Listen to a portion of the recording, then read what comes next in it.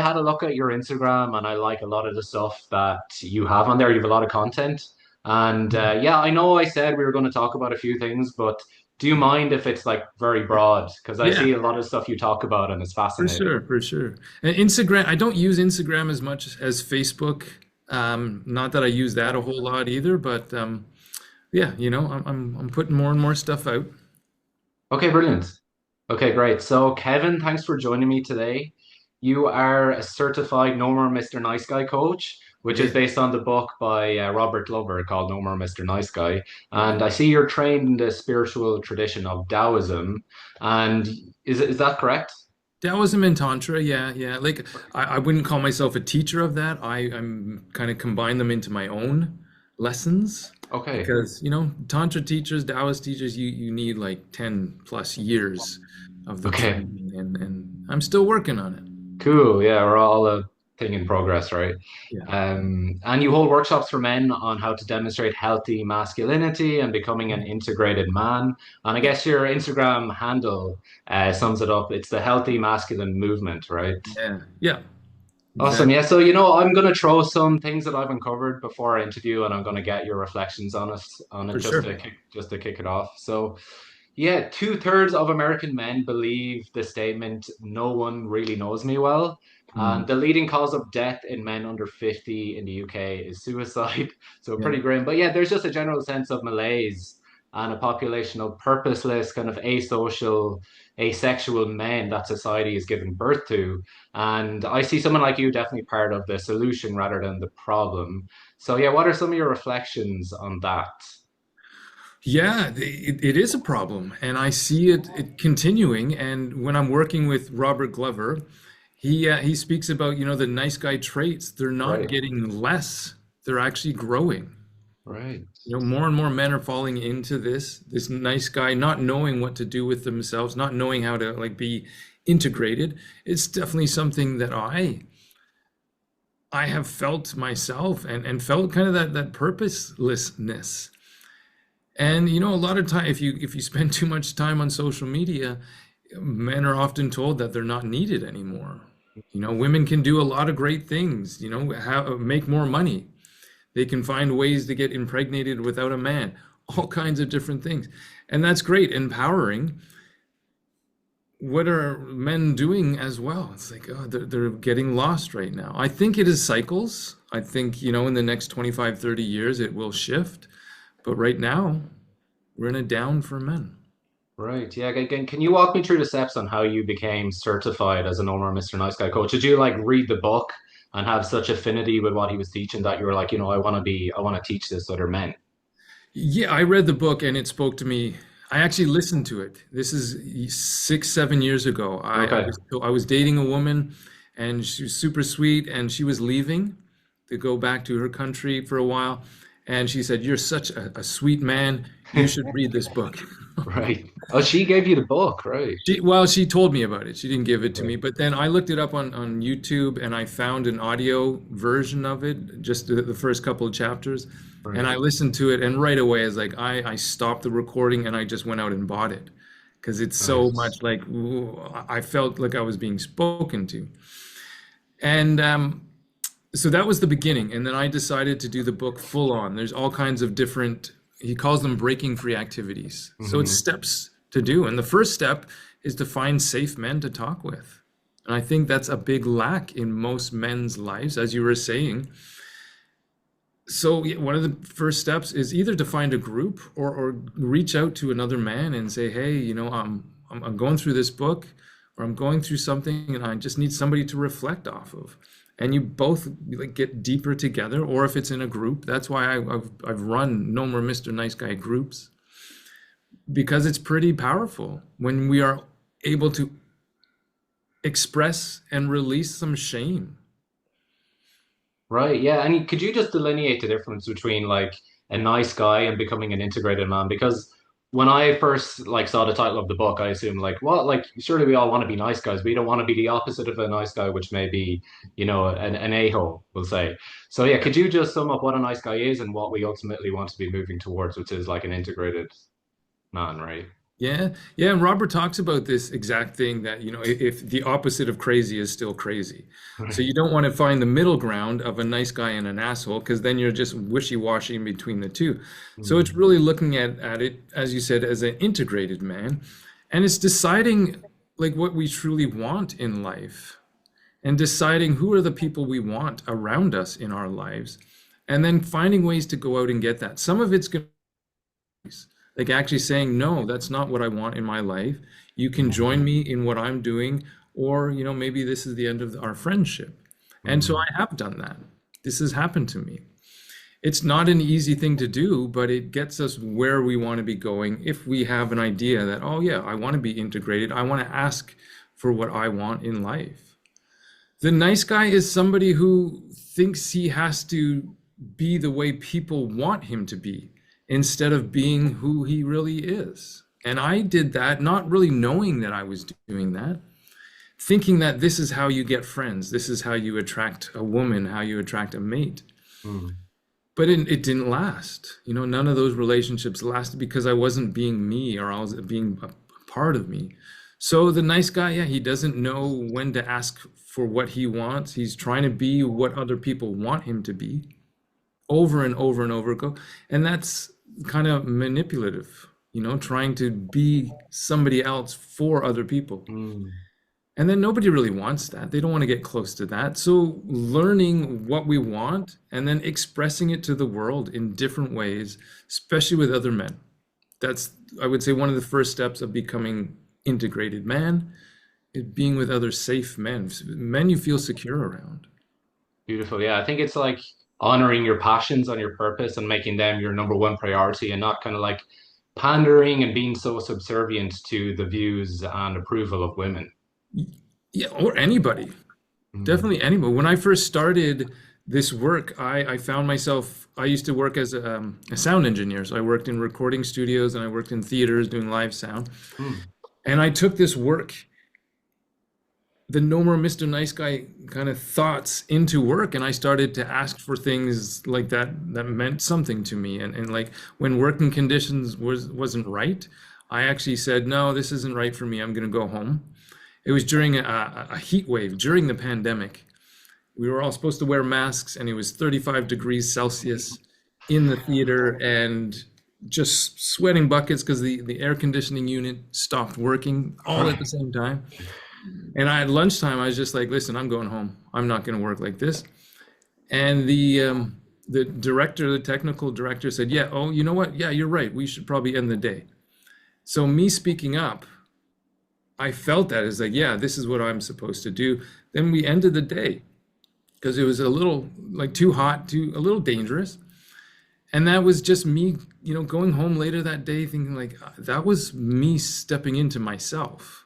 Right. That was me asking for what was right in the moment.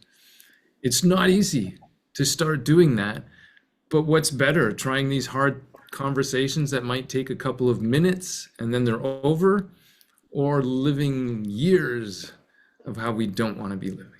For sure. Yeah. It sounds like you're trying to integrate and establish healthy boundaries and Yeah. like acknowledging that my needs are important.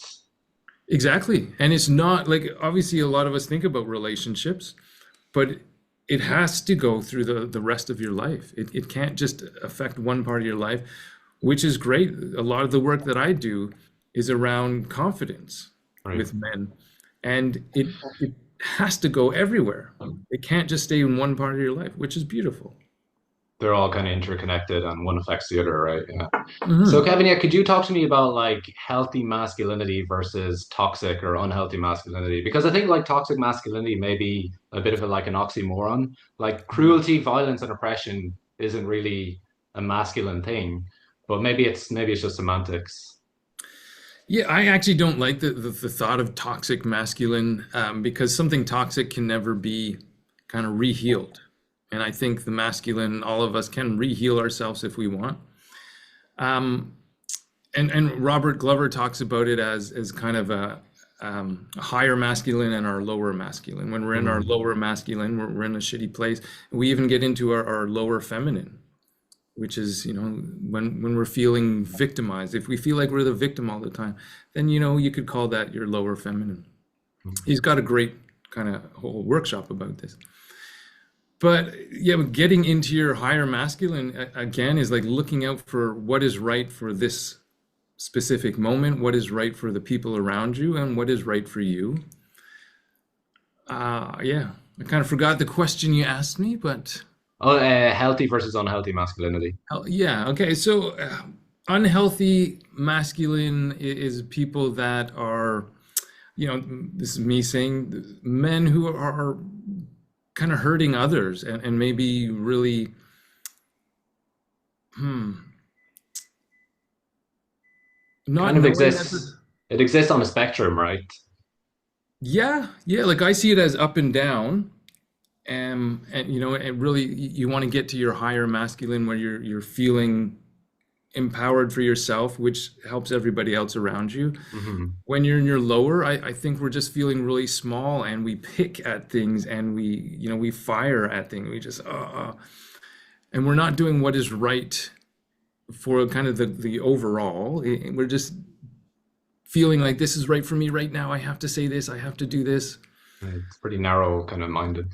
Yeah, yeah. Small Yeah. thinking instead of like loving more and yeah. Mm. Nice. Yeah, you said there about you help men like with confidence, and I know like Robert Glover said in his book, like confidence is the ultimate aphrodisiac in women, and Yeah, women would respond to confidence in men the way we would respond to like physical beauty and yeah, all exactly. that. Hmm. Exactly. And I believe it. I see it. I also think other men are attracted to it, like not in a sexual way. It could be that, but we just want to hang around with people that are more confident or feel more at ease with themselves. It's something I had a client today and we got into a stance. If you've ever heard of horse stance, it's this Right. kind of, I don't know if it's Taoist practice. I know Wim Hof kind of integrates it as well into his Yeah. So protocols. it's getting really well known now, Yeah. but it's just kind of getting comfortable in an uncomfortable situation. And that actual practice of coming back to that, I can handle it, I can handle it, I can handle it. Yeah, something that has worked for me and still works for me. Definitely still works for me. Nice. Yeah, I know he talks a lot about like going out into the world and getting comfortable with Yeah, rejection and putting ourselves out there and realizing that when you go up and get rejection, like you're not going to fall into a pool of your own tears, you know what I mean? And everything is yeah, okay. yeah. And yeah, that's a very important part of his whole kind of philosophy. Especially for dating, for sure. He talks Yeah, about getting rejected on purpose, right. and not to do something crazy and obscene, but just going out and finding that rejection doesn't actually hurt. Mm. It's the stories that we might make up in our mind afterwards that can hurt, but that's what we want to deal with. That's what we want to find. And so I'm in a mentorship program with Robert as well. So I Okay. see him every Sunday Nice. online. Um, but he's pushed me into that. He's definitely pushed me into, hey, go get rejected, see if it hurts. And so I'll go out and, sometimes you can't get rejected because women just want to like meet men who are upfront. Right. We just want to talk and say, hey, how are you doing? I really enjoyed this about you. Da, da, da. Other times it's like, no, sorry, I have a boyfriend, whatever it is. And then I walk away. It's like, that wasn't bad. I could start to feel my mind ruminate, be like, oh, but this means this, and she doesn't like me. That means no woman likes me. Da, da, da, da. Like, no. What I just did right there, I asked a woman for her phone number. She said no. That's totally fine. Mm. Okay. So getting used to rejection is a kind of a powerful move. Yeah, it reminds me of this saying that I heard years ago. It's like increase your failure rate, increase your success rate. Yeah. And one of the kind of like philosophy, like kind of ways of thinking for myself this year is like there's two types of failures, one through action and one through inaction. And the Mm. one true failure through inaction is going to lead to stagnation, and the one true action is going to lead to growth, right? Expanding your comfort zone, being in uncomfortable situations, and yeah, keep moving forward. Yeah, I have a friend that calls it failing forward. Oh, nice. Yeah. Yeah, And so how quickly can you fail forward? Because you're gonna fail, get it over with, learn what you can, keep going. nice. Yeah, talk to me about like some of the experiences or coaching or things you've learned through like Taoism, because I know a lot of it is based on like transmuting your sexual energy Yeah. into like channeling it in a right way. So, what are some things that you've learned there? Yeah, so this is something I now teach because it was one of my biggest struggles was around sexual confidence. Okay. And from a young age, I felt like, oh, I'm so sensual. I want to just touch women. I want to feel them. I want to, feel real connection with them. But in my mind, I had a fear of not performing well enough. And this lasted until I was about 36 or 37. And I just stumbled across a PDF of a tantric kind of short form book. And I read it, never had heard of Tantra before. And then I just kind of fell in love with it. And I started doing some work of Mantak Chia, if you've heard of him, the multi-orgasmic man, all of that. So I started diving into that, different tantric things here in Vancouver. One of Mantak Chia's head teachers lives here in Vancouver. And so I started learning from her as well. And over the years, probably about 2 years ago, I started teaching men, mostly through Robert Glover's platform, but I've been doing it on my own as well now. It's a course I call Unleash Your Sexual Energy. And it really is for men to learn how to keep that energy in their body instead of always be driven by porn or the next hot woman, seeing somebody out on the beach. It's feeling your sexual energy within yourself. And when you realize that the sexual energy is yours and it started from you, then you can do whatever you want with it. Instead of ejaculating it out your body, then you like use breath, you use different squeezing techniques and you can actually come to full body orgasms. You can come to you can not come. You can actually I'm forgetting the name, oh man, becoming multi-orgasmic, like where you don't have to ejaculate and you just kind of pass by the ejaculation phase, you breathe, you get into it, you feel more pleasure, and you get even higher and higher from it. Wow, fascinating.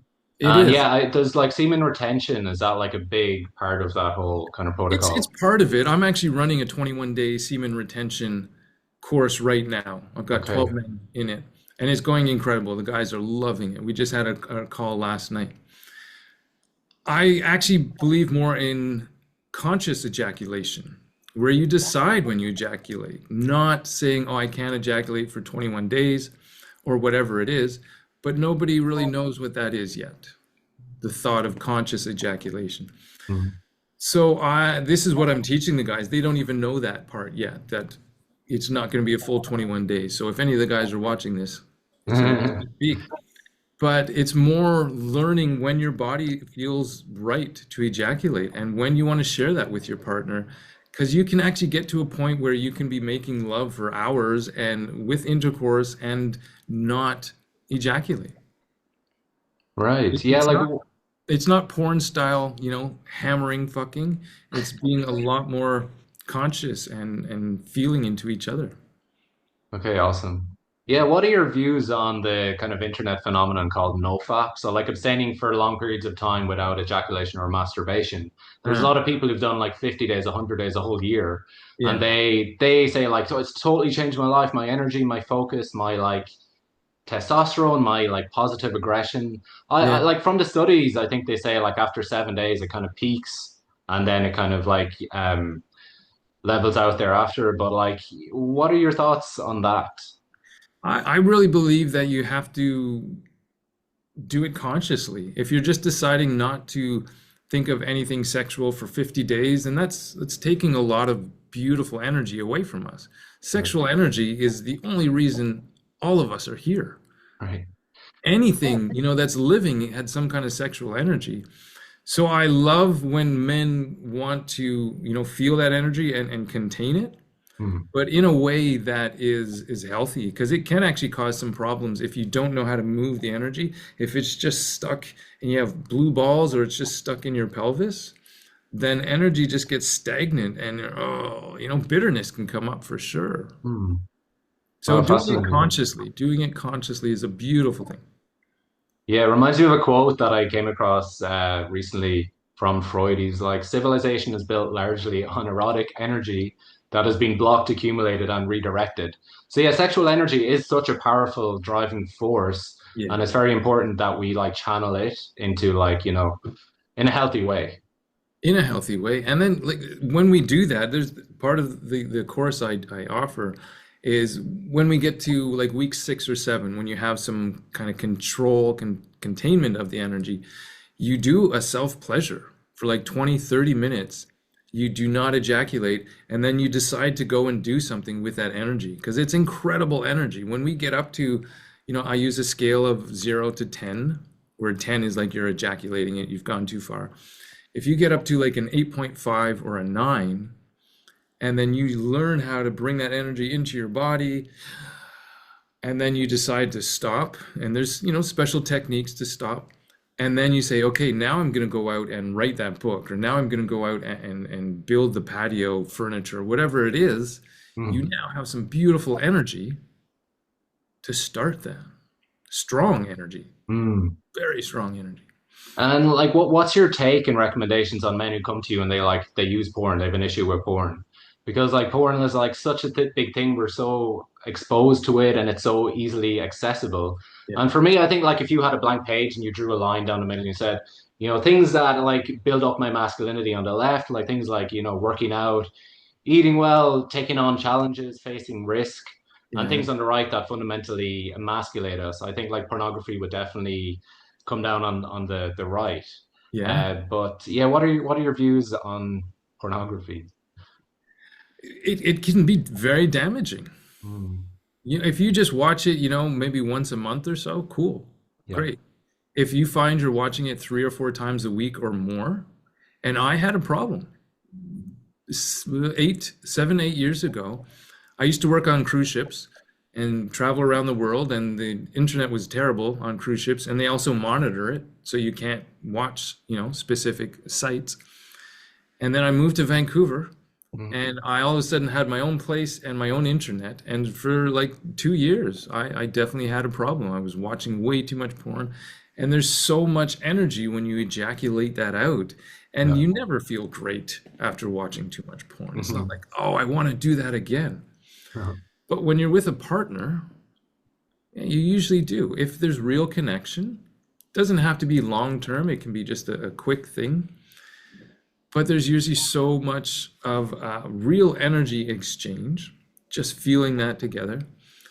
So porn is like another obsession, another addiction. Mm, And man, it gets so much into your brain.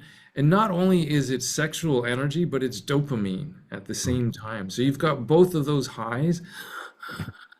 It can be hard to break. It can be really hard to break. But something I realized about the two courses I offer, the 21-day semen retention, the Unleash Your Sexual Energy, it's an 8-week course.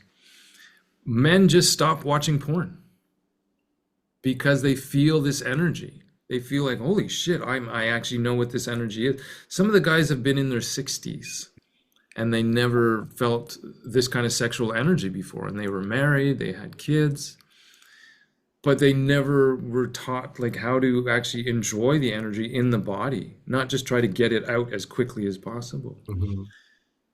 Porn doesn't give you that. There's Yep. such a visual stimulant for sure, for sure. And it's so easy to, choose another woman, choose another woman, choose another Mm. woman. So what kind of addiction it is, like it's huge. Deciding that, yeah, I don't want that. Like actually, I will have guys take notes. If they watch porn, just take notes. How do you feel afterwards? Well, I don't feel great. Do you want to get up and do something in the world? No, I just want to keep hiding. Is that how you want to keep living? No. Okay, so now you know.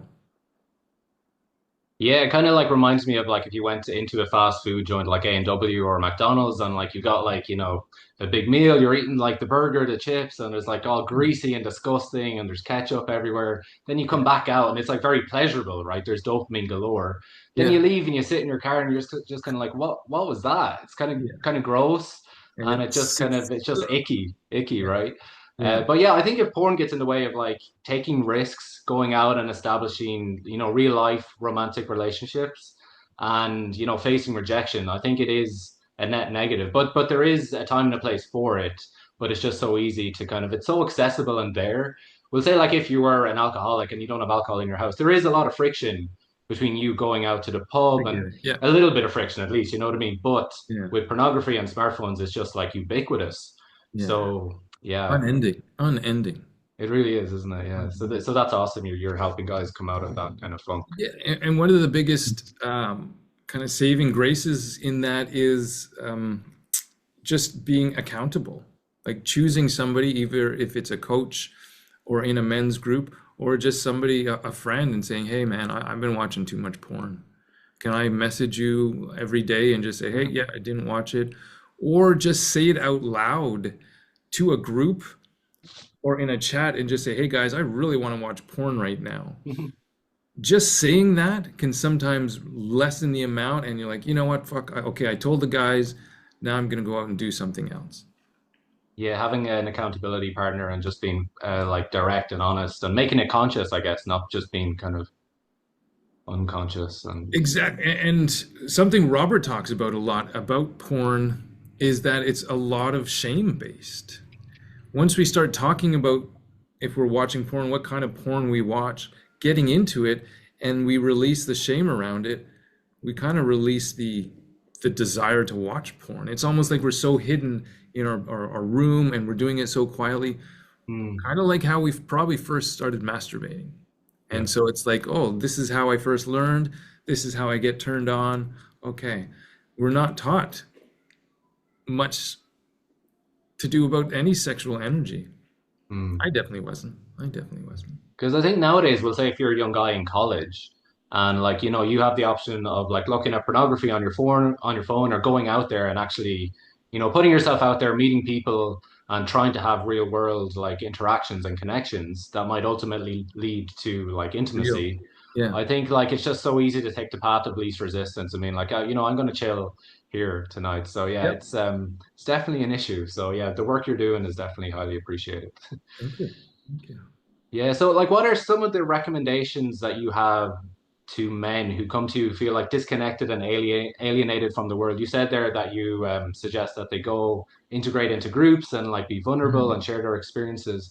And what are some other things that you advise? Go out and do things that you actually want to do, and then the people who also like those activities will be drawn to you. So if it's getting outside, living in Vancouver, it's beautiful weather a lot, some of the time when it's not Mhm. pissing rain. Get out, go skiing. I went skiing this week. I'm going to buy a motorcycle. That's something I've always wanted to do. So that's going to come up in springtime. I'm going to buy myself a motorcycle. And then I'm just going to be meeting more and more people. I've really gotten into blues dancing. Right. So I'm meeting more and more people that love blues dancing and love the music that go with it. So getting out, doing things that you want to do with your life, because then you really do attract other people that want the same thing. Instead of getting one specific woman in mind, say, oh, I have to go find her. She looks Mhm. like this. She's going to be here. Do what you want to do, and then let others be attracted to you. Right. Yeah, because men kind of have a different way of socializing than women do. Like men typically do it kind of side by side as opposed to women doing it face to Yeah, face, right? yeah, yeah, So I guess it's about finding those groups where you have a passion and a shared interest and like pursuing it together. And from that, obviously, friendships form yeah, and groups, communities, which is what a very important aspect of being a human. yeah, yeah. And it's hard to make new like friends Yeah, after university age. that's right. If it's not through work, it can be pretty tough. So I've met a lot of my friend group in Vancouver here through dance groups, either blues dance, some salsa and bachata, and I was doing ecstatic dance, if you've ever heard of ecstatic Hmm. dance. And then through tantric workshops. Some of my closest friends I've met through tantra. Okay, beautiful. Do you ever look at like increasing testosterone levels in yourself and with other men? And Mm. what are some of the protocols or things that have the biggest like value or Yeah, this is definitely something I learned from my teacher who's here in Vancouver, and she's a woman, but she's lived and worked with Mantak Chia, so she's known Mantak Chia for 40 years. One of the biggest things a guy can do, and it's real life, it's hands on, is literally massage your testicles. okay. Like get down if you're in the shower or if you wake up in bed, just start massaging your testicles, using your thumbs and your fingers, and do it enough so there's a bit not that it hurts a bit, but it's just a little bit uncomfortable. So you just feel something. It's like, oh yeah, okay, okay.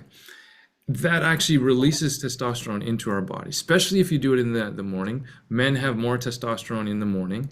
If you start doing that right away, then it just kind of goes through your body.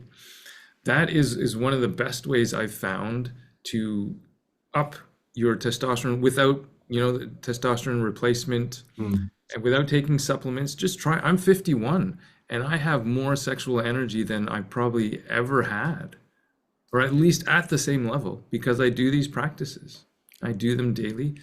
Another thing is, I've had my testosterone checked and it was always good. When I wasn't feeling great, my actual cortisol levels were high. And cortisol and testosterone don't necessarily play well together. It means you're kind of stressed. Not all cortisol, but some of them. And so if you have a lot of stress in your life, you might not have low testosterone, you just might have more cortisol in your body.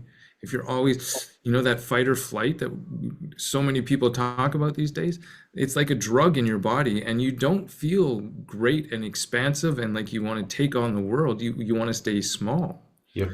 So lowering ways that cortisol is coming into your life, finding more ways to relax, finding more ways to feel grounded, and then man, try rubbing your balls, like Yeah, literally. It's funny to talk that's the about. first I've heard of it. Yeah, would that fall under the umbrella of like Taoism? Is that where you heard Yeah, that? that's where I learned it through some Taoist teachings. Yeah. Okay, fascinating. Yeah, because I think like the main building blocks you always hear about is like they're kind of like fundamental things everybody knows: sleep well, exercise, have good nutrition, and like things maybe Tonkat Ali may improve your testosterone levels by Yeah. 1 or 2%. But the Yeah. main building blocks are those kind of things, right? I'm Yeah. just always on the lookout for things like things you just told me that Yeah. may, I've never heard of them before, and maybe they're free to do as well.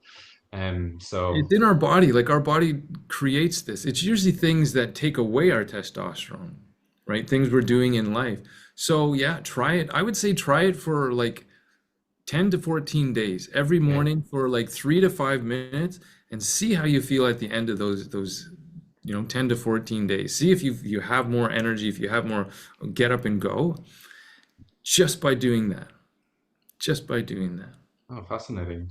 Yeah, what I've heard before, people like Carlson and Andrew Tate, and I've researched this, and I'm like, where are they coming up with this? But they recommend like nicotine actually enhancing and improving testosterone levels via like cigar smoking or taking like Zins. And they've talked about this. There's loads of content of them talking about this, and I'm like, where are they getting that from? There's no correlation between nicotine and testosterone, and if anything, it has the reverse effect. Hmm. So I don't know if you've any thoughts about that or you've come across that. I've not heard of that in any of my learnings, my teachings. Yeah, I've not heard anything of nicotine in that. yeah, I've definitely heard of like real tobacco. So not what you get in cigarettes, but real tobacco can be quite healing and calming. What indigenous tribes use. I don't think you're really going to find it easily these days. You have to, go mm, to some local tobacco growers because so much cigarettes and whatnot, they have actual chemicals in them. They're mm, not just you wouldn't just be smoking tobacco leaf. mm. So I've heard like real tobacco has beautiful benefits. I've never heard it about testosterone though. Yeah, nicotine, I've not heard that. It's a strange one. Yeah, I feel like maybe they're just trying to justify their own kind of degenerate behavior by saying, "Oh no, this actually helps me." So maybe there might be that angle to it as well. It could. Yeah. So Kevin, what are some daily protocols that you use on a daily basis to like, be a healthy human being, I guess? Is there anything like breathing practices, exercising, things of that Yeah. nature? And, people can tell you 12 different things to try. For me, the best thing is getting up out of bed instead of lying there and just letting the mind go. Right. So as soon as you wake up, get up and start some kind of movement. And don't look at your phone for the first like 30, 45 minutes. You could Beautiful. definitely do breath. Sometimes in the group, I'll have guys either do some breath work or just put on one of their favorite songs they like to dance to and just dance. Like put on some headphones and do it first thing in the morning and see how the rest of your day is. There's so many things that you can do that are completely free, like that just up our energy levels, our Mhm. happiness. Yeah. Start in the mornings. When you start your days with a great attitude, it just kind of helps the rest of your day go. Instead of getting into a mindset and it's like, oh fuck this, I got to think of this, getting on screens right away, then we're being reactive instead of proactive. Yep. Have you ever dabbled with the Wim Hof method, like doing those heavy, like hyperventilating breaths? Have you Yeah, done the Wim Hof method? Yeah. yeah, Like I do I that love every morning, and I just we find it so invigorating. And it's yeah, like drinking like coffee, you know what I mean? It just wakes you right up, and it improves my mood. And it yeah, takes like 20 minutes or so, but it's just awesome. And again, it's free, and it's maybe not something you're going to be advertised about. But that's something that's been super beneficial for me. yeah. I first heard of him probably 10 years ago, Mm. and I didn't really believe it until I started to try it, where you do 30 breaths. And the first time I did it, I could hold my breath afterwards for a minute 30. And I'd never done that before in Yeah, my life. And then he had another one where you do that same kind of breathing, 30 breaths quickly. And then you do a whole bunch of push-ups without breathing. that's right. And I was going for like 30, 40. It's like, what? And it just worked. Again, it's free. It's in our body. Yeah, Our bodies yeah. want to be incredible machines. I was much more into cold plunging, 2, 3, 4, 5 years ago. Mm. Less so now. I still wash my face with very cold water every morning, but I haven't jumped in the ocean. Well, I did it on New Year's Day, so that was only Nice. a few weeks ago. Awesome. Yeah, like what when you reflect back on like all the coaching and work you've done with men, what is like some of the biggest takeaways from the No More Mr. Nice Guy like philosophy? Getting with other men, like being around other men more often. Okay, nice. Hopefully, kind of healthy men or men that have lives you want to lead, that kind of thing. Get around people, especially men, who are living a life like you want to have, and then you just end up kind of being not molded by them, but wanting to stand up to their standards, be up to their standards. That's a great first one, and again, it can be very free. Mm. Just find more men to hang out with, and then just start understanding what you want from life. And that can take a little bit because we can get lost in our mind, right? Just negative thinking, but spend some time, maybe do some breath work first thing in the morning. Right now, what I have the guys in my group doing is wake up, do some kind of movement, and then a 5 minute ideal life meditation. Like just start to think, what does my ideal life look like? What do I want out of relationship, out of work, where I would live? Just start thinking about it. And then we automatically start moving in that direction. If Mm. you have no idea where you want to end up, how do you know if you're anywhere on the right trail?